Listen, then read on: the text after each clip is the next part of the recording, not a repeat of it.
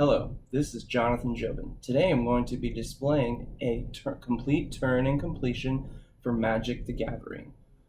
To my left, I have our blue player, represented by the blue dice. He has a remaining life of 2. Our red player to the right has a remaining life of 10, represented by this red dice. The object of the game is to get your opposing opponent down to 0 life.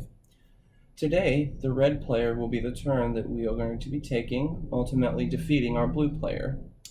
Throughout the game, there is going to be 2 main steps, our main phase and our attack phase. The game does include more steps after that. However, this player will be ending the game on the second phase, so we are going to keep it relatively simple then.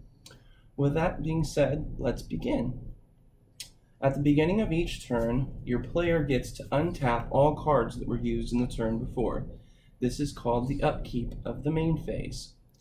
He will untap every card that was used, these being his creatures, and then his lands that were used to play said creatures and other cards in the previous turn. After he untaps, he gets to draw 1 card. Then, for the main phase, you have the ability to play 1 land card per turn, which he's going to do.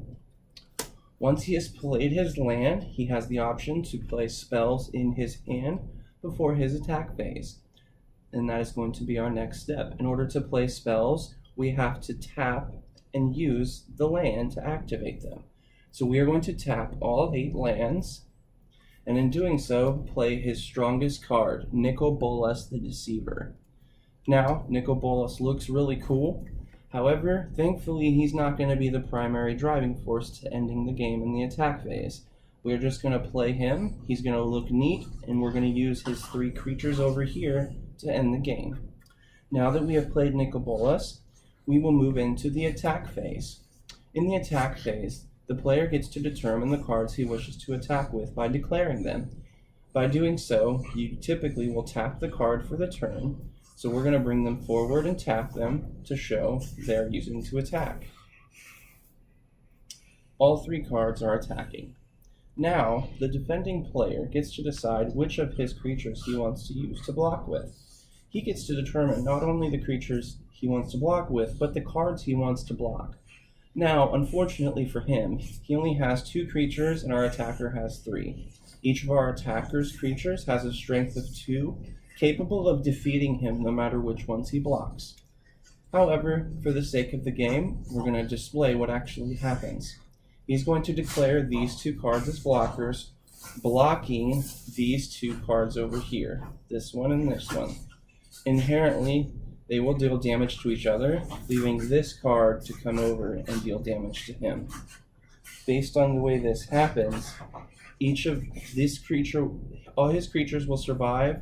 This creature survives. This one will not, sadly. He goes to the graveyard.